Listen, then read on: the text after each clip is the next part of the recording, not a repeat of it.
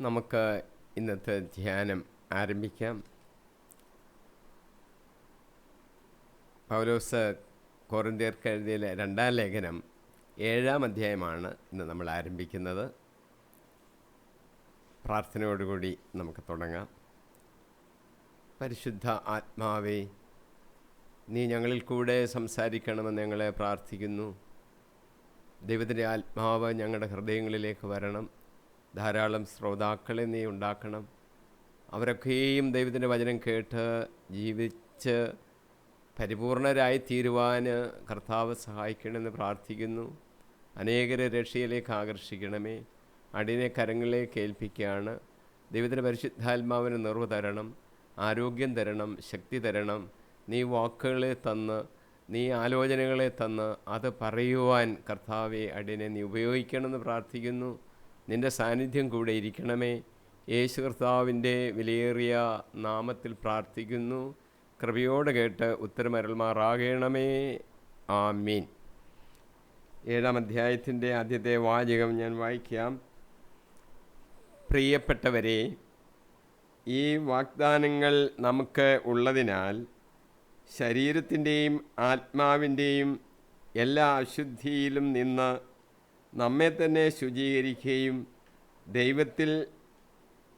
ദൈവഭയത്തിൽ വിശുദ്ധി പരിപൂർണമാക്കുകയും ചെയ്യാം. 6-ാം അധ്യായത്തിൻ്റെ ചില കാര്യങ്ങൾ പറഞ്ഞിട്ടുണ്ട്, ചില വാഗ്ദാനങ്ങൾ പറഞ്ഞിട്ടുണ്ട്. 6:18 6-ൻ്റെ അവസാനത്തെ വാക്യം,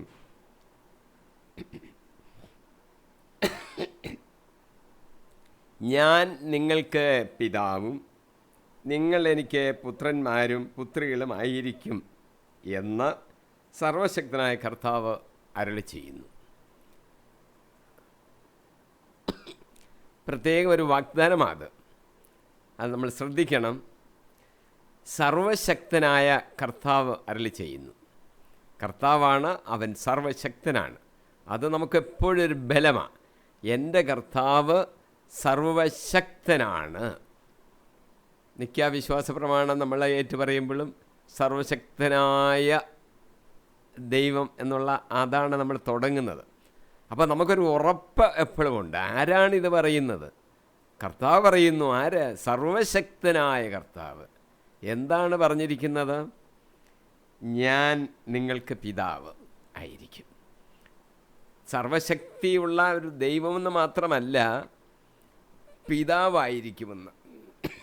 നമ്മുടെ പിതാവാണ് നമ്മുടെ ദൈവം. അതിൻ്റെ കൂടെ ചേർത്ത് പറയുന്നത്, നിങ്ങളെനിക്ക് പുത്രന്മാരും പുത്രികളുമായിരിക്കുകയും ചെയ്യും.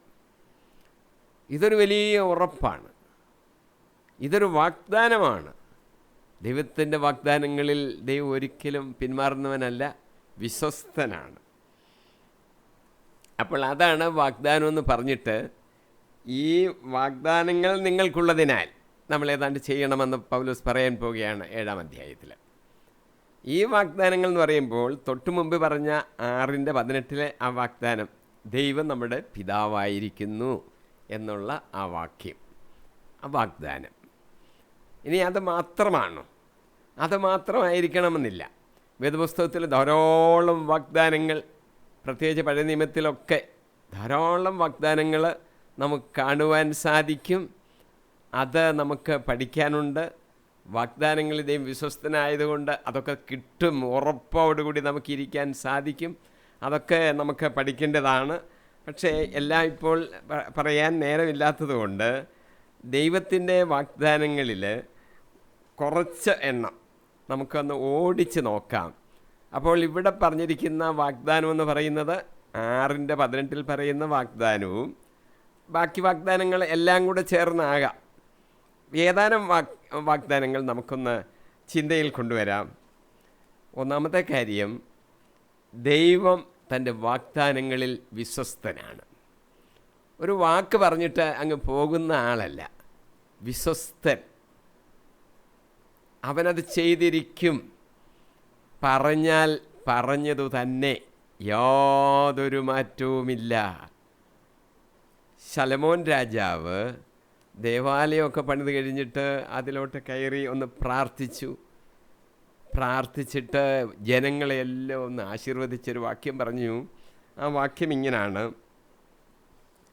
ഞാൻ ബൈബിളിൽ നിന്നുള്ള ആ വാക്യം വായിക്കാം. 1 രാജാക്കന്മാർ 8:56 പറയുകയാണ്, തൻ്റെ വാഗ്ദാനമനുസരിച്ച് സ്വജനമായ ഇസ്രയേലിന് ശാന്തി നൽകിക്കൊണ്ട് ശാന്തി നൽകിയ കർത്താവ് വാഴ്ത്തപ്പെടട്ടെ.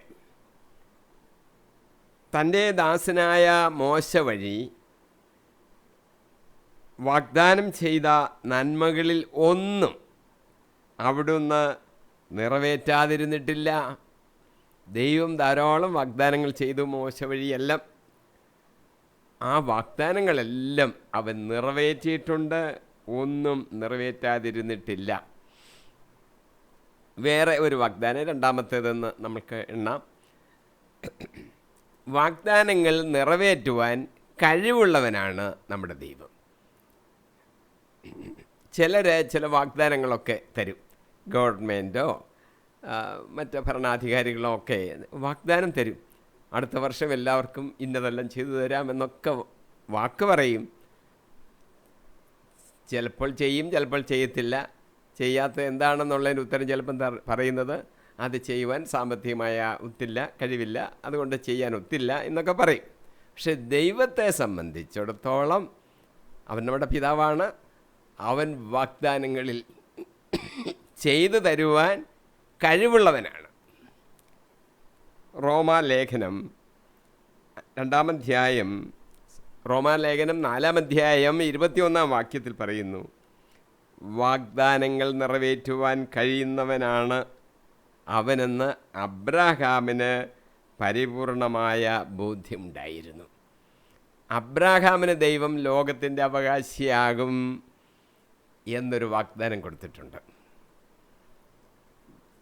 മക്കളെ അനുഗ്രഹിച്ചു.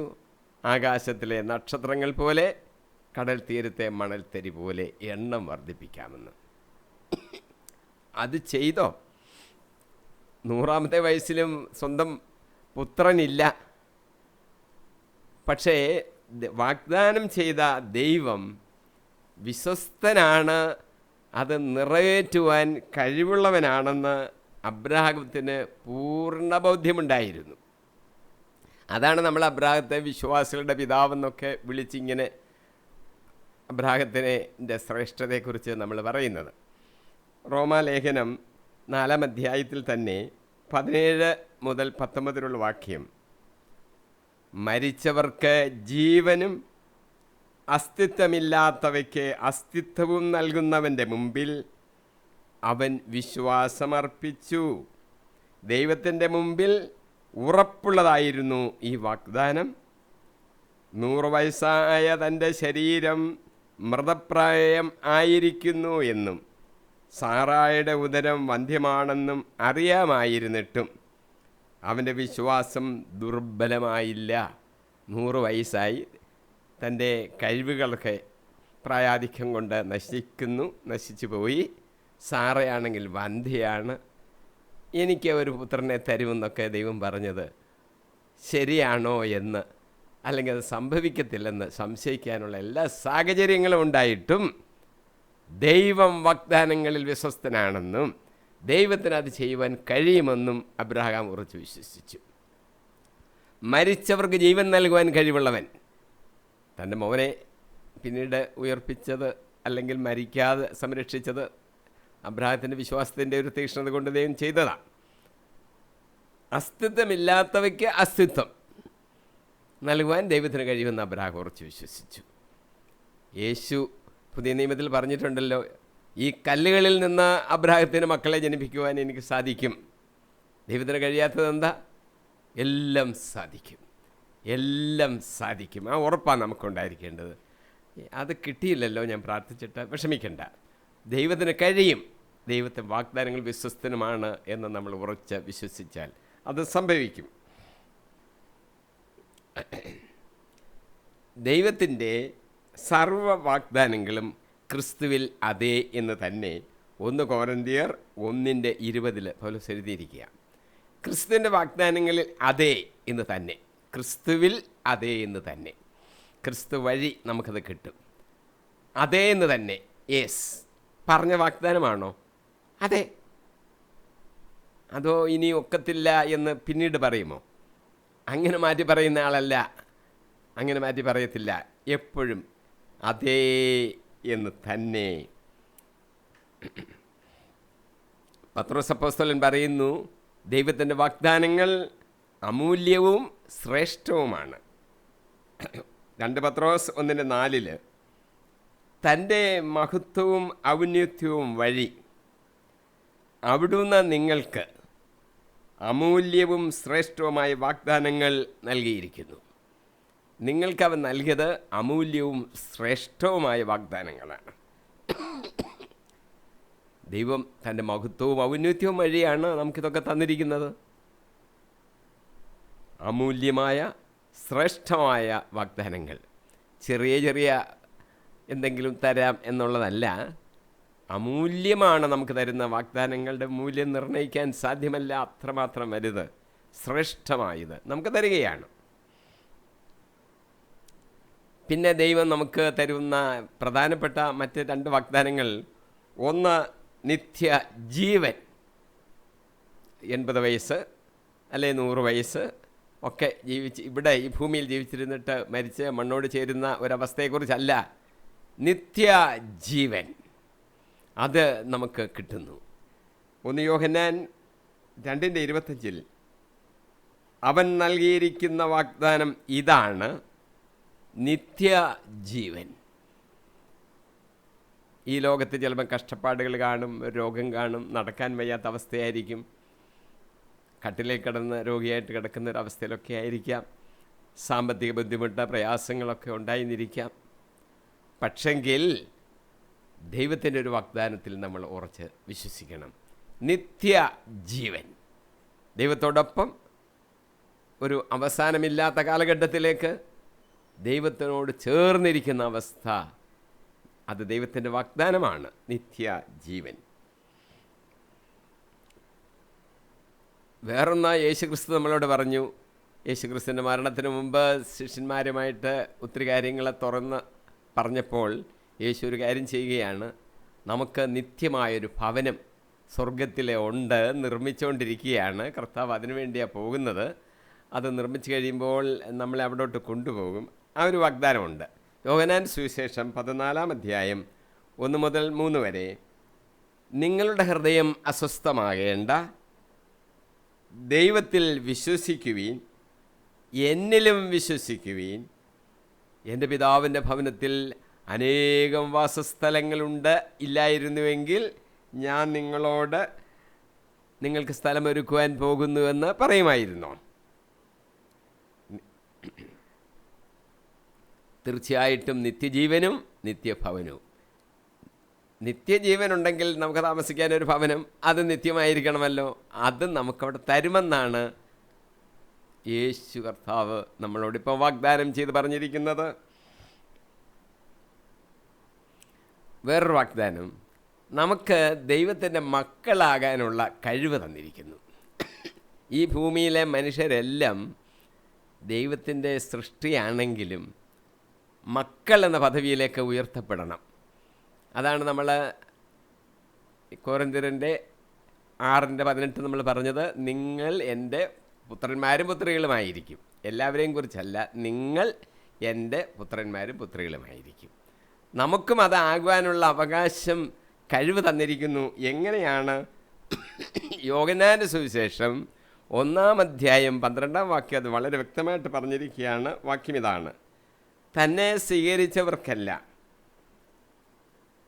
തൻ്റെ നാമത്തിൽ വിശ്വസിക്കുന്നവർക്കെല്ലാം ദൈവമക്കളാകാൻ അവൻ കഴിവ് നൽകിയിരിക്കുക. ദൈവമക്കളാകാൻ എന്ത് ചെയ്യണം? അവനെ സ്വീകരിക്കുകയും അവനെ വിശ്വസിക്കുകയും ചെയ്യണം. യേശു കർത്താവിനെ സ്വീകരിച്ച് യേശു കർത്താവിൽ അർപ്പിക്കുമ്പോൾ നാം ദൈവത്തിൻ്റെ മക്കളാകും. അതിനുള്ള കഴിവ് നമുക്ക് നൽകിയിരിക്കുകയാണ്. വാഗ്ദാനമാണത്. യോഹന്നാന്റെ 1:12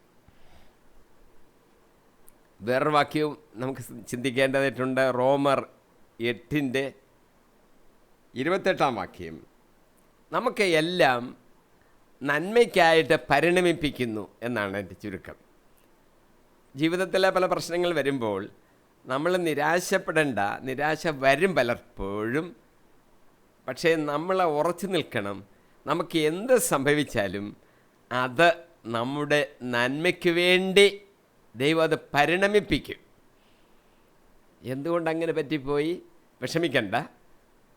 നമ്മുടെ നന്മയ്ക്ക് വേണ്ടി ദൈവം ആ കാര്യത്തെ, ആ സംഭവത്തെ, ആ തോൽവിയെ, ആ പരാജയത്തെ പരിണമിപ്പിക്കും. അതിനുള്ള വാക്യം റോമർ 8:28 ദൈവത്തെ സ്നേഹിക്കുന്നവർക്ക്, അവിടുത്തെ പദ്ധതി അനുസരിച്ച് വിളിക്കപ്പെട്ടവർക്ക് അവിടുന്ന് സകലവും നന്മയ്ക്കായി പരിണമിപ്പിക്കുമെന്ന് നമുക്കറിയാമല്ലോ. എല്ലാം നന്മയ്ക്ക് വേണ്ടി പരിണമിപ്പിക്കും. വേറൊന്ന് അറിയേണ്ടത്, വീണ്ടെടുക്കപ്പെട്ടവരുടെ കൂട്ടായ്മ സ്വർഗത്തിൽ വരുമ്പോൾ നമുക്കും അതിൽ അംഗത്വമുണ്ട്. വെളിപാടിൻ്റെ 7:13-14 യോഹന്നാൻ ദർശനത്തിൽ ചോദിക്കുകയാണ്, വെള്ളയങ്കി അണിഞ്ഞ ഇവർ ആരാണ്? ഇവർ എവിടെ നിന്ന് വരുന്നു? അവൻ പറഞ്ഞു, ഇവരാണ് വലിയ ഞെരുക്കത്തിൽ നിന്ന് വന്നവർ, കർത്താവിൻ്റെ രക്തത്തിൽ തങ്ങളുടെ വസ്ത്രങ്ങൾ കഴുകി വെളുപ്പിച്ചവർ. നമുക്കവിടെ പങ്കുണ്ട്. പിന്നെ ഈ ലോകത്തിൽ ജീവിക്കുമ്പോൾ നമുക്കെല്ലാവർക്കും ഒരു ആഗ്രഹമാണ്, ചിലതൊക്കെ നമുക്ക് കിട്ടണം. കർത്താവിനോട് പറഞ്ഞാൽ മതി, കിട്ടും. ഒരു വാഗ്ദാനമുണ്ട്. മർക്കോസിൻ്റെ സുവിശേഷം 11:24 പ്രാർത്ഥിക്കുകയും യാചിക്കുകയും ചെയ്യുന്നതൊക്കെയും നിങ്ങൾക്ക് ലഭിക്കും എന്ന് വിശ്വസിക്കുവിൻ. വെറുതെ പറയുന്ന വാക്കല്ല, കർത്താവിൻ്റെ വാഗ്ദാനമാണ്. പ്രാർത്ഥിക്കുകയും യാചിക്കുകയും ചെയ്യുന്നതൊക്കെയും നിങ്ങൾക്ക് കിട്ടും എന്ന് വിശ്വസിക്കുവിൻ. പലർക്കും നമുക്കൊക്കെയുമുള്ള ഒരു പ്രശ്നം, ജീവിതത്തിൽ പല ആവശ്യങ്ങൾ വരും. പ്രാർത്ഥിക്കും. ചിലർക്ക് പ്രാർത്ഥിക്കുമ്പോൾ കിട്ടുമെന്നൊരു വിശ്വാസം, ചിലർക്ക് പ്രാർത്ഥിക്കുമ്പോൾ എപ്പോഴേലും ദൈവം തരുമായിരിക്കുമെന്നൊരു വിശ്വാസം. അങ്ങനെയല്ല പ്രാർത്ഥിക്കാൻ പറഞ്ഞിരിക്കുന്നത്. പൂർണ്ണ ഉറപ്പോടുകൂടി പ്രാർത്ഥിച്ചോളാനാ. തരുമെന്ന കർത്താവിൻ്റെ വാഗ്ദാനമാണ്. തരും. നമ്മൾ പ്രാർത്ഥിക്കുകയും യാചിക്കുന്നത് എന്തും തരുമെന്ന് വിശ്വസിക്കുവീൻ. എന്തും. എന്നാൽ ചില തരത്തിലായിരിക്കും. ചിലതൊക്കെ തരുള്ളായിരിക്കും. എൻ്റെ മോന് ജോലിയില്ലാതെ വിഷമിക്കുന്നു, ഒരു ജോലി കൊടുക്കണമെന്ന് പ്രാർത്ഥിച്ചു, ആ തരുമായിരിക്കും. അങ്ങനെയല്ല ചിന്തിക്കേണ്ടത്. പ്രാർത്ഥിക്കുകയും യാചിക്കുകയും ചെയ്തോ, കിട്ടും. കർത്താവ് ഉറപ്പ് നമ്മളോട് വാഗ്ദാനമായിട്ട് പറഞ്ഞിരിക്കുകയാണ്. അത് ഓർക്കെടുത്ത് പ്രാർത്ഥിക്കണം. പ്രാർത്ഥിക്കുമ്പോൾ തന്നെ കിട്ടി എന്ന് വിശ്വസിച്ച് സ്തോത്രം ചെയ്തോളാനാ അപ്പോസ്തലന്മാർ പറഞ്ഞിരിക്കുന്നത്. കിട്ടി. കാര്യം പറയാൻ പറഞ്ഞു കിട്ടുമോ? തരാമെന്ന് കർത്താവല്ലേ പറഞ്ഞിരിക്കുന്നത്. കിട്ടുക തന്നെ ചെയ്യും. നമ്മൾ കർത്താവ് പറഞ്ഞ ഏതാനും വാഗ്ദാനങ്ങൾ മാത്രം, അത് 10 നമ്മളിന്ന് ചിന്തിച്ചത്. അത് നമ്മളിന്ന് ചിന്തിക്കുകയായിരുന്നു. അത് ഉറപ്പുള്ളവയാണ്. തീർച്ചയായിട്ടും കിട്ടുമെന്നുള്ള ആ ബോധ്യത്തോടു കൂടി നമുക്ക് ജീവിക്കാം. ഇനി നമുക്ക് 7:1 എന്താണ് പറഞ്ഞിരിക്കുന്നത്? നമുക്ക് ചില വാഗ്ദാനങ്ങളുണ്ടല്ലോ. ആ വാഗ്ദാനങ്ങൾ ഉള്ളത് കൊണ്ട് ശരീരത്തിൻ്റെയും ആത്മാവിൻ്റെയും എല്ലാ ശുദ്ധിയിൽ നിന്ന് നമ്മെ തന്നെ ശുചിയാക്കുകയും ദൈവഭയത്തിൽ വിശുദ്ധി പരിപൂർണമാക്കുകയും ചെയ്യാം. നമുക്ക് ഈ വാഗ്ദാനങ്ങൾ ഉള്ളത് കൊണ്ട് നമുക്ക് ചില കാര്യങ്ങൾ ചെയ്യാം, അല്ലെങ്കിൽ ചെയ്യണം എന്ന് പൗലോസ് നിർദ്ദേശിക്കുകയാണ് 1-ാം വാക്യം. നമുക്ക് ശരീരത്തിൻ്റെയും ആത്മാവിൻ്റെയും അശുദ്ധി എല്ലാം ഒന്ന് ശുചിയാക്കണം. എന്താണ് ശരീരത്തിൻ്റെയും ആത്മാവിൻ്റെയും അശുദ്ധി? ശരീരത്തിൻ്റെ അശുദ്ധി മണ്ണോ ചെളിയൊക്കെ പെരലെന്നാണെങ്കിൽ അതിനെക്കുറിച്ചല്ല സത്യത്തിൽ.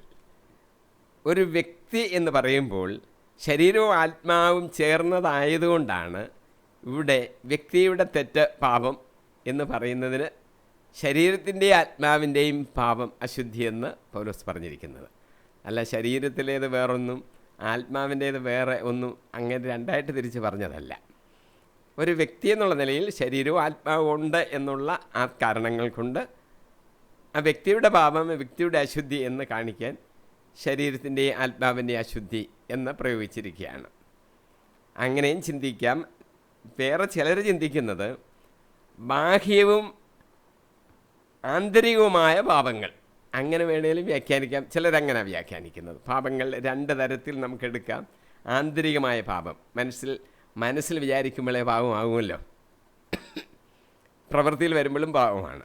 അപ്പം ആന്തരികവും ബാഹ്യവുമായ പാപങ്ങൾ അശുദ്ധി എന്ന് ചിന്തിക്കുന്നവരുണ്ട്. അങ്ങനെയും ചിന്തിക്കാം. അതിനേതായാലും നമ്മൾ ശുചീകരിക്കണം. എങ്ങനെ? കർത്താവിൻ്റെ രക്തത്താൽ. മായ്ച്ചു കളയാൻ ഒരു കാര്യമേ, ഒരു വസ്തുവേ ഉള്ളൂ. അത് യേശു കർത്താവിൻ്റെ തിരുരക്തം മാത്രം. കർത്താവിൻ്റെ രക്തം നമ്മുടെ മേൽ പതിച്ച് പാപത്തിൻ്റെ കറകളെ കഴുകിക്കളയണം. കൊച്ചുകുട്ടികൾ പെൻസിൽ കൊണ്ട് ബുക്കിൽ എഴുതുമ്പോൾ തെറ്റുപറ്റിയാൽ അതിന് ഇറേസറുണ്ട്. ആ ഇറേസർ ഉപയോഗിച്ച് മായ്ച്ചു കളയും.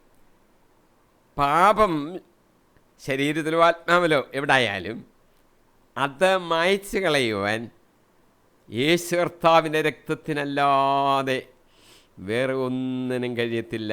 അതാണ് ഇറേസർ. കർത്താവിൻ്റെ രക്തത്താൽ കഴുകി ശുദ്ധീകരിക്കണം. നിരാശപ്പെട്ടിട്ട് കാര്യമൊന്നുമില്ല. നിരാശ കൊണ്ടൊന്നും ശുദ്ധിയാകത്തില്ല. പാപത്തെക്കുറിച്ചുള്ള അനുതാപം ഉണ്ടാകണം. കർത്താവിൻ്റെ സന്നിധിയിലേക്ക് ചെല്ലണം. അവൻ്റെ രക്തമാണ് നമ്മുടെ പാപക്കറകളെ കഴുകി ശുദ്ധീകരിക്കുന്നത്. വേറെ എങ്ങോട്ടും ഓടണ്ട. ചിലർ പല സ്ഥലങ്ങളിലേക്ക് ഓടും. ആ സ്ഥലങ്ങളിലൊന്നുമല്ല പാപത്തിൻ്റെ ശുചീകരണം നടക്കുന്നത്. യേശു കർത്താവിൻ്റെ രക്തത്താലാണെന്നുള്ള പൂർണ്ണ ബോധ്യം നമുക്കുണ്ടായിരിക്കണം. പിന്നീട് പൗലോസ് പറയുന്നത് ദൈവഭയത്താൽ വിശുദ്ധി പരിപൂർണമാക്കണം. നമ്മുടെ പാപത്തിൻ്റെ കറ കഴുകി കളയുമ്പോൾ തന്നെ അത് വിശുദ്ധിയിലേക്കുള്ള പ്രവേശനമാണ്. പിന്നെ അത് വിശുദ്ധി വർദ്ധിപ്പിച്ചുകൊണ്ടിരിക്കണം, പരിപൂർണമാക്കണം.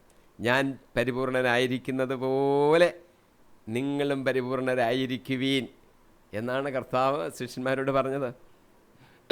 പരിപൂർണതയിലെത്തണം. ഈ ജോലിക്കാർ, അവർ ദാസന്മാർ യജമാനൻ്റെ അത്രയും വളരാം, അതിൻ്റെ അപ്പുറമായിട്ട് വളരുവാൻ സാധിക്കത്തില്ല. അങ്ങനെ പരിപൂർണത നമുക്ക് ലഭിക്കണം. ഇത് പരിപൂർണത എത്തുന്നത് ദൈവഭയത്തിൽ ആയിരിക്കണമെന്ന് പറഞ്ഞിരിക്കുന്നു. ദൈവഭയത്തിൽ പരിപൂർണരായിരിക്കണം. ഭയമെന്ന് പറഞ്ഞാൽ ഈ പേടിച്ച് പോകുന്നതിൻ്റെ കാര്യമല്ല. ദൈവത്തോടുള്ള ആദരവ്, ദൈവത്തോടുള്ള ബഹുമാനം, ദൈവത്തോടുള്ള ആരാധന, ഈ കാര്യങ്ങളെയാണ് ദൈവഭയം എന്നുള്ള വാക്കുകൊണ്ട് ബൈബിൾ ഉദ്ദേശിക്കുന്നത്. ദൈവഭയത്തിൽ വേണം നമ്മളെല്ലാ വേലകളും ജോലികളും ചെയ്യുവാൻ. ആരാധനയായാലും ദൈവത്തോടുള്ള പ്രാർത്ഥനയായാലും ഈ ലോകസംബന്ധമായ നമ്മുടെ പ്രവൃത്തികളായാലും എല്ലാം ദൈവഭയത്തിൽ, ആദരവ്, ബഹുമാനം, ആരാധനയുടെ നിമിഷങ്ങൾ പോലെ അത് കണക്കാക്കി നമ്മൾ ചെയ്യണം. അപ്പോൾ നമ്മുടെ വിശുദ്ധിയിൽ നമ്മൾ വളർന്നു വന്നുകൊണ്ടേയിരിക്കുകയാണ് എന്ന് നമുക്ക് മനസ്സിലാക്കുവാൻ സാധിക്കും.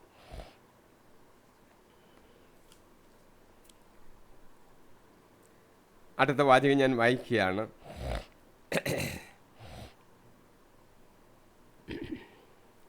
നിങ്ങളുടെ ഹൃദയത്തിൽ ഞങ്ങൾക്ക് ഇടമുണ്ടായിരിക്കട്ടെ. ഞങ്ങൾ ആരെയും ദ്രോഹിച്ചിട്ടില്ല, ആരെയും മുറിപ്പെടുത്തിയിട്ടില്ല, ആരെയും വഞ്ചിച്ചിട്ടില്ല. 3-ാം വാക്യം, നിങ്ങളെ കുറ്റപ്പെടുത്താനല്ല ഞാനിത് പറയുന്നത്, മറിച്ച് ഒന്നിച്ച് മരിക്കാനും ജീവിക്കാനും വേണ്ടി നിങ്ങളെ ഞങ്ങളുടെ ഹൃദയത്തിൽ പ്രതിഷ്ഠിച്ചിരിക്കുകയാണെന്ന് ഞാൻ നേരത്തെ പറഞ്ഞിട്ടുണ്ടല്ലോ. 2 തിമോത്തിയോസ് 2-ാം അധ്യായം 21-ാം വാക്യത്തിൽ പൗലോസ് ഇങ്ങനെ നമ്മളോട് പറയുന്നു: ഒരുവൻ നികൃഷ്ടമായ അവസ്ഥയിൽ നിന്നും തന്നെ തന്നെ ശുദ്ധീകരിക്കുന്നു എങ്കിൽ അവൻ ശ്രേഷ്ഠമായ ഉപയോഗത്തിന് പറ്റിയതും ഗ്രഹനായകന് പ്രയോജനകരവും ഏതൊരു നല്ല കാര്യത്തിനും ഉപയോഗത്തിന് യോഗ്യമായ വിശുദ്ധ പാത്രമാകും. നമ്മളെ വെടിപ്പാക്കി ശുദ്ധീകരിച്ചാൽ അത് യജമാനന് ഉപയോഗശ്രേഷ്ഠമായ ഒരു പാത്രമാകും. അങ്ങനെയാണല്ലോ ആഗ്രഹിക്കേണ്ടത് നമ്മൾ. അത് ഏത് കാര്യത്തിനും അന്നേരം ഉപയോഗപ്പെടും.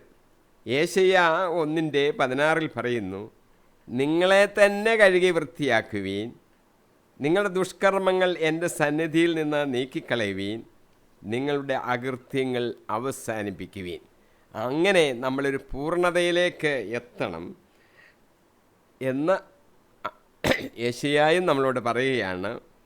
അതുകൊണ്ട് പൗലോസ് 2-3 അധ്യായങ്ങളിലായിട്ട് പറയുന്നത്, ഞങ്ങൾ ആരെയും ദ്രോഹിച്ചിട്ടില്ല. പരിപൂർണതയിലേക്കാണല്ലോ പൗലോസും എല്ലാവരും വളർന്നു വരുന്നത്. ആരെയും ദ്രോഹിച്ചിട്ടില്ല. അതിൻ്റെ അർത്ഥം സഭാംഗങ്ങൾ തമ്മിൽ ഒരു യോജിപ്പ്, ഒരു സ്നേഹം ഉണ്ട് എന്നാണ്. കൊറിന്ത്യക്കാരെ ഒന്നും ഞങ്ങൾ വഞ്ചിച്ചിട്ടില്ലല്ലോ, ദ്രോഹിച്ചിട്ടില്ലല്ലോ എന്ന്. സ്നേഹം വേണം എന്നർത്ഥം. ഭരണമല്ല, സ്നേഹിച്ച് ഒരു അജപാലകൻ എന്നുള്ള നിലയിൽ പ്രവർത്തിക്കണമെന്നാണ് കർത്താവ് ഉദ്ദേശിക്കുന്നത്. 2 യോഹന്നാൻ 5-ാം അധ്യായം 2 യോഹന്നാൻ 5-6 വാക്യങ്ങൾ, നാം പരസ്പരം സ്നേഹിക്കണം. ഇതാണ് സ്നേഹം. എന്താണ് സ്നേഹം? ഇതാണ് സ്നേഹം, നാം അവിടുത്തെ കൽപ്പനകൾ അനുസരിച്ച് നടക്കുക. കൽപ്പനയാകട്ടെ, ആരംഭം മുതൽ നിങ്ങൾ ശ്രവിച്ചിരിക്കുന്നത് പോലെ സ്നേഹത്തിൽ വ്യാപരിക്കുക. അപ്പോൾ നിങ്ങൾ സ്നേഹിക്കണം. അപ്പോൾ എന്താണ് സ്നേഹം? അത് കൽപ്പനകൾ അനുസരിക്കുക. എന്തോ കൽപ്പന? അത് ആരംഭം മുതലേ നിങ്ങൾ കേട്ടിട്ടുണ്ടല്ലോ, പരസ്പരം സ്നേഹിക്കണമെന്ന ആ കൽപ്പന. ഞങ്ങൾ പൗലോസ് കൊറിന്ത്യക്കാരോട് പറയുകയാണ്, ഞങ്ങൾ ആരെയും ദ്രോഹിച്ചിട്ടില്ല, സ്നേഹത്തോടു കൂടിയാണ് ഞങ്ങളെല്ലാം ചെയ്തിരിക്കുന്നത്. ഒരു ദൃഷ്ടാന്തമായിട്ട് പൗലോസ് 2 ആൾക്കാരെ അവിടെ എടുത്തു പറയുന്നുണ്ട്. പ്രിസ്ക, അക്വില. റോമിൽ വെച്ചും കൊറിന്തോസിലൊക്കെ വെച്ചും പൗലോസിനോടൊപ്പം വേല ചെയ്ത് പ്രവർത്തിച്ച ആൾക്കാരാണ്. പൗലോസ് റോമാലേഖനം 16-ാം അധ്യായം 3-4 വാക്യങ്ങളിൽ പറയുന്നത്, എൻ്റെ ജീവന് വേണ്ടി അവർ അവരുടെ ജീവൻ പണയം വെച്ചവരാ. വാക്യം ഇങ്ങനെയാണ്, യേശുക്രിസ്തുവിൽ എൻ്റെ സഹപ്രവർത്തകരായ പ്രിസ്കായിക്കും അക്വിലായിക്കും വന്ദനം പറയുവീൻ. അവർ എൻ്റെ ജീവന് വേണ്ടി തങ്ങളുടെ ജീവൻ പണയപ്പെടുത്തിയവർ ആണ്. ഞാൻ മാത്രമല്ല, വിജാതിയുടെ സകല സഭകളും അവർക്ക് നന്ദി പറയുന്നു. എൻ്റെ ജീവന് വേണ്ടി അവരുടെ ജീവൻ പണയം വെച്ച് പ്രവർത്തിച്ചവരാ. സുവിശേഷ വേലയിൽ, മറ്റു തൊഴിലിലും അവരൊന്നിച്ച് പടുത്തിട്ടുണ്ട്. അങ്ങനെ മറ്റൊരാളുടെ ജീവന് വേണ്ടി നമ്മുടെ ജീവൻ ഉപേക്ഷിക്കുവാനുള്ള തയ്യാറാകുന്ന സ്നേഹം, അതാണ് പ്രിസ്കായും അക്വിലായും ദൃഷ്ടാന്തമായി പൗലോസ് എടുത്തു പറയുന്നത്. 4-ാം വാക്യം ഞാൻ വായിക്കുകയാണ്. എനിക്ക് നിങ്ങളിൽ ഉത്തമ വിശ്വാസമുണ്ട്, നിങ്ങളെക്കുറിച്ച് വലിയ അഭിമാനമുണ്ട്, ഞാൻ ആശ്വാസഭരിതനായിരിക്കുന്നു, ഞങ്ങളുടെ ക്ലേശങ്ങളിലെല്ലാം ഞാൻ ആനന്ദപൂരിതനുമാണ്. എനിക്ക് നിങ്ങളിൽ ഉത്തമ വിശ്വാസമുണ്ട്, നിങ്ങളെക്കുറിച്ച് വലിയ അഭിമാനവുമുണ്ട്, ഞാൻ ആശ്വാസം ഭരിതനാണ്, ഞങ്ങളുടെ ക്ലേശങ്ങളിലെല്ലാം ഞാൻ ആനന്ദപൂരിതനാണ്. ആ വാക്യം നമ്മളൊന്ന് ശ്രദ്ധിക്കണം. ആനന്ദപൂരിതനാണ് ക്ലേശങ്ങളിലെല്ലാം. ക്ലേശങ്ങൾ വന്നാലും ആനന്ദമുണ്ടായിരിക്കുക എന്ന് പറഞ്ഞാൽ അത് ആത്മീയമായ ഒരു സന്തോഷത്തെക്കുറിച്ചാണ്. കഷ്ടതകൾ ലോകത്തിലുണ്ട്, അതുകൊണ്ട് ഭാരപ്പെട്ട് നിരാശരാകേണ്ട. ആത്മീയമായ ഒരു സന്തോഷം നമ്മൾ പ്രാപിക്കണം. അതിനെക്കുറിച്ചാണ് പൗലോസ് പറയുന്നത്. പത്രോസ് ഇതിനെക്കുറിച്ച് എഴുതിയിട്ടുണ്ട്. 1 പത്രോസ് 1-ാം അധ്യായം 8-ാം വാക്യം ഞാൻ വായിക്കുകയാണ്. അഗ്നിശോധനയെ അതിജീവിക്കുന്ന നശ്വരമായ സ്വർണത്തേക്കാൾ വിലയേറിയതായിരിക്കും പരീക്ഷകളെ അതിജീവിക്കുന്ന നിങ്ങളുടെ വിശ്വാസം. അത് യേശുക്രിസ്തുവിൻ്റെ പ്രത്യാഗമനത്തിൽ സ്തുതിക്കും മഹത്വത്തിനും ബഹുമാനത്തിനും ഹേതുവായിരിക്കും. അവനെ നിങ്ങൾ കണ്ടിട്ടില്ലെങ്കിലും സ്നേഹിക്കുന്നു, ഇപ്പോൾ കാണുന്നില്ലെങ്കിലും അവനിൽ വിശ്വസിച്ചുകൊണ്ട് അവാച്യവും മഹത്വപൂർണവുമായ സന്തോഷത്തിൽ നിങ്ങൾ മുഴുകുന്നു. ആത്മശോധനയാണ് ഈ ലോകത്തിൻ്റെ കഷ്ടതകൾ. അഗ്നിശോധന ഈ സ്വർണത്തിന് ചെയ്യുന്നത് പോലെ, നശ്വരമായ ഈ സ്വർണത്തിന് അഗ്നിശോധന ചെയ്ത് അതിനെ പരിപൂർണ ശുദ്ധീകരിക്കുന്നത് പോലെ നമുക്കും അഗ്നിശോധനകൾ ഉണ്ടാകും. പക്ഷേ നിരാശരാകരുത്, സന്തോഷത്തിലായിരിക്കാനാണ് പത്രോസിലൂടെ പറയുന്നത്. അങ്ങനെ നമ്മൾ സന്തോഷഭരിതരായിരുന്നാൽ ക്രിസ്തുവിൻ്റെ പ്രത്യാഗമനത്തിൽ അത് സ്തുതിക്കും മഹത്വത്തിനും ബഹുമാനത്തിനും കാരണമാകും. നമ്മളാണെങ്കിൽ ദൈവത്തെ ഇപ്പോൾ കണ്ടിട്ടില്ല, യേശുക്രിസ്തുവിനെ നമ്മൾ നേരിട്ട് കണ്ടിട്ടില്ലല്ലോ. നിങ്ങൾ കണ്ടിട്ടില്ലെങ്കിലും സ്നേഹിക്കുന്നു, ഇപ്പോൾ കാണുന്നില്ലെങ്കിലും അവനിൽ വിശ്വസിച്ചുകൊണ്ട് അവാച്യവും മഹത്വപൂർണവുമായ സന്തോഷത്തിൽ നിങ്ങൾ മുഴുകുന്നു. നമ്മൾ അവനിൽ വിശ്വസിച്ചുകൊണ്ട് അവാച്യവും മഹത്വപൂർണമായ സന്തോഷത്തിൽ മുഴുകുക. ദുഃഖങ്ങളാണ് ലോകജീവിതം, പക്ഷെങ്കിൽ നമ്മൾ സന്തോഷത്തിൽ മുഴുകുന്നു യേശുക്രിസ്തുവിൽ വിശ്വസിച്ചുകൊണ്ട്. അത് അവാച്യമായതും മഹത്വപൂർണമായതുമായ ആ സന്തോഷമാണ്.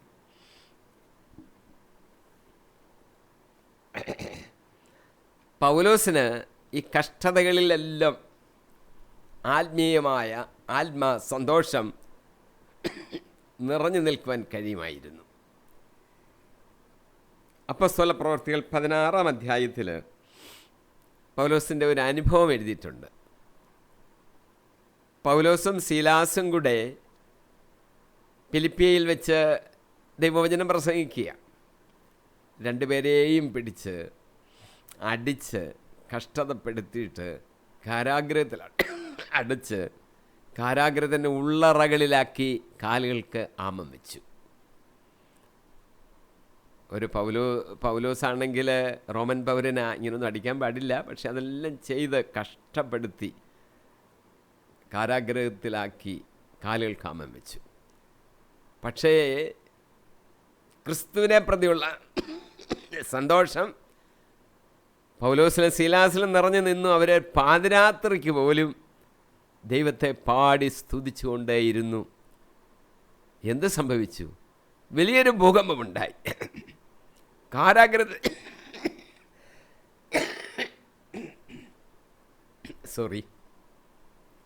കാരാഗ്രഹത്തിൻ്റെ വാതിലുകൾ തുറക്കപ്പെട്ടു. ഈ ഒരു അത്ഭുതം നടക്കുകയാണ്. പിന്നീട് രക്ഷയുടെ കുറിച്ച് നമ്മൾ വിശദീകരിക്കുന്നില്ല.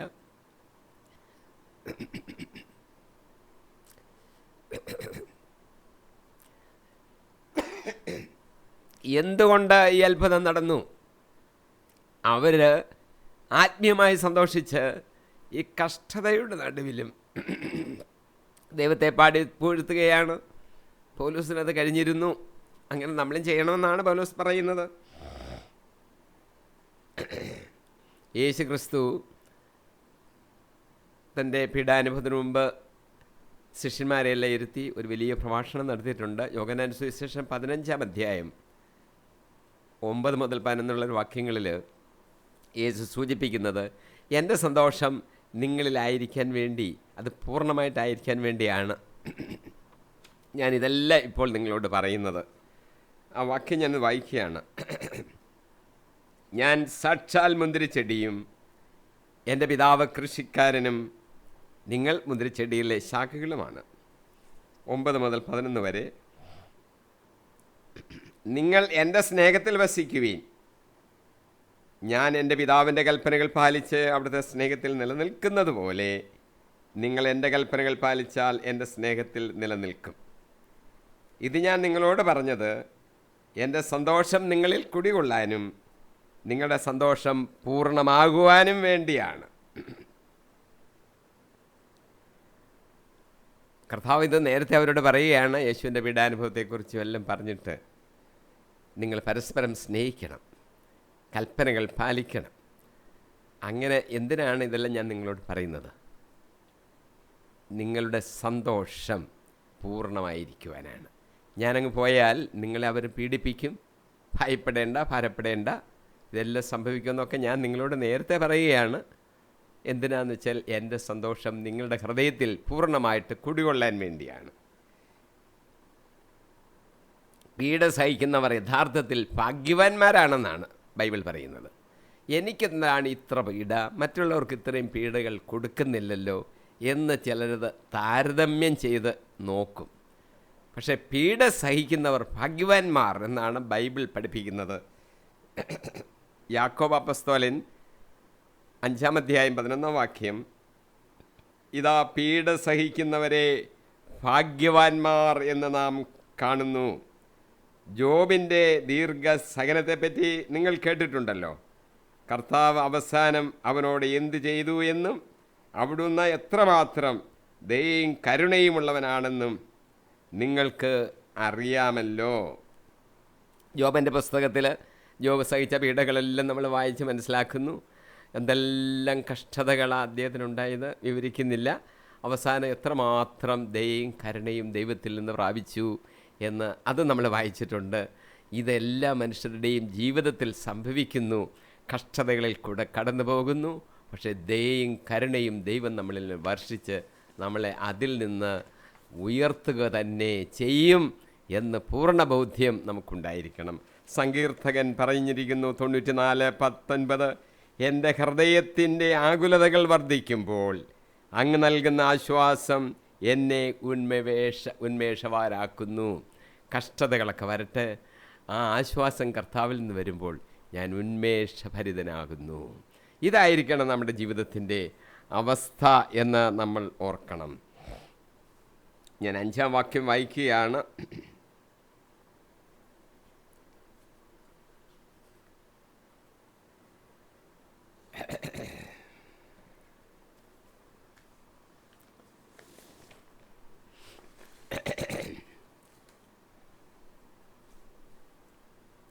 ഞങ്ങൾ മക്കദോനിയായിൽ ചെന്നപ്പോൾ പോലും ഞങ്ങൾക്ക് ഒരു വിശ്രമവും ഇല്ലായിരുന്നു എന്ന് മാത്രമല്ല, ക്ലേശങ്ങൾ സദാ ഞങ്ങളെ അലട്ടിക്കൊണ്ടുമിരുന്നു. പുറമേ മത്സരം, അകമേ ഭയം. മക്കദോനിയ എന്ന് പറയുന്നത് ഗ്രീസിൻ്റെ ഒരു ഏരിയയാണ്. അവിടെ ചെന്നപ്പോൾ പൗലോസ് പറയുന്നത്, എനിക്ക് വിശ്രമമൊന്നും ലഭിച്ചില്ല, ക്ലേശങ്ങൾ തന്നെയായിരുന്നു. തൻ്റെ സ്വന്തം ജീവിതത്തിൽ അങ്ങനെ ആയിരുന്നു എന്ന് നമ്മളോട് പറയുകയാണ്. 2 കൊരിന്ത്യർ 11-ാം അധ്യായത്തിൽ 27-28 വാക്യങ്ങളിൽ പൗലോസ് എഴുതിയിരിക്കുന്നു, കഠിനാധ്വാനത്തിലും വിഷമസന്ധിയിലും നിരവധി രാത്രികളിലെ ജാഗരണത്തിലും വിശപ്പിലും ദാഹത്തിലും പലപ്പോഴും ഉപവാസത്തിലും തണുപ്പിലും നഗ്നതയിലും ഞാൻ ജീവിച്ചു. പൗലോസിൻ്റെ ജീവിതം എങ്ങനെയാണെന്ന് നമ്മൾ ഓർക്കണം. വിഷമസന്ധികൾ, രാത്രിയിൽ ജാഗരണത്തിൽ, വിശപ്പിൽ, ദാഹത്തിൽ, ഉപവാസത്തിൽ, തണുപ്പിൽ, നഗ്നതയിൽ ഒക്കെ ജീവിച്ചു. ഇവയ്ക്കെല്ലാം പുറമേ സകല സഭകളെയും പറ്റിയുള്ള എൻ്റെ ഉത്കണ്ഠ അനുദിനം എന്നെ അലട്ടിക്കൊണ്ടുവരുന്നു. ജീവിതത്തിൽ ഇത് സഭകളെക്കുറിച്ചുള്ള ചിന്തകൾ എല്ലാം അലട്ടുന്ന പല പ്രശ്നങ്ങൾ എല്ലാ സഭകളിലും ഉണ്ടായിരുന്നു. ആ ചിന്തകളൊക്കെയും എന്നെ അലട്ടിക്കൊണ്ടിരുന്നു. പൗലോസ് തന്നെ പറഞ്ഞിട്ടുണ്ട് 12-ാം അധ്യായത്തിൽ 7-9 വാക്യങ്ങളിൽ, എനിക്ക് ഒരു മുള്ള് നൽകപ്പെട്ടിരിക്കുന്നു. അത് പിശാചിൻ്റെ ദൂതനാണെന്ന് പൗലോസിന് മനസ്സിലായി. കർത്താവിനോട് പൗലോസ് 3 പ്രാവശ്യം പ്രാർത്ഥിച്ചു, അതൊന്ന് മാറ്റിത്തരണേ. ഇങ്ങനെയുള്ള അനുഭവം നമുക്കും ഉണ്ടാകും. അപ്പോൾ ഇത് നമ്മൾ മനസ്സിലാക്കി വെച്ചിരിക്കണം. 3 പ്രാവശ്യം പ്രാർത്ഥിച്ചപ്പോഴും കർത്താവ് പറഞ്ഞ കാര്യം, ആ മുള്ളവിടെ ഇരിക്കട്ടെ, നിനക്ക് എൻ്റെ കൃപ മതി. എന്തെന്നാൽ ബലഹീനതകളിലാണ് എൻ്റെ ശക്തി പൂർണ്ണമായി പ്രകടമാകുന്നത്. എന്തുകൊണ്ടാണ് നമ്മൾ ബലഹീനരായിരിക്കുന്നത്? പലപ്പോഴും കഷ്ടതകളിലായിരിക്കുന്നത് എന്തുകൊണ്ടാണ്? വിഷമിക്കേണ്ട, ഈ വാക്ക് ഓർക്കണം. കർത്താവ് പൗലോസിനോട് പറഞ്ഞത് നമ്മളോടും പറയുന്നു, ബലഹീനതയിലാണ് എൻ്റെ ശക്തി പൂർണ്ണമായി പ്രകടമാകുന്നത്. നമ്മളിൽ കൂടെ ദൈവിക ശക്തി പ്രകടമാകണമെങ്കിൽ നമ്മൾ ബലഹീനരായിരിക്കുന്ന അവസ്ഥയിലായിരിക്കും. അതുകൊണ്ട് ഭാരപ്പെടേണ്ട. ബലഹീനതയിലാണ് എൻ്റെ ശക്തി പൂർണ്ണമായി പ്രകടമാകുന്നത്. എൻ്റെ കൃപ നിനക്ക് മതി. നമുക്ക് ആവശ്യമായിരിക്കുന്നത് ഒന്നേ ഉള്ളൂ. നമ്മുടെ ആവശ്യം ഒന്നേ ഉള്ളൂ, അത് ദൈവത്തിൻ്റെ കൃപ.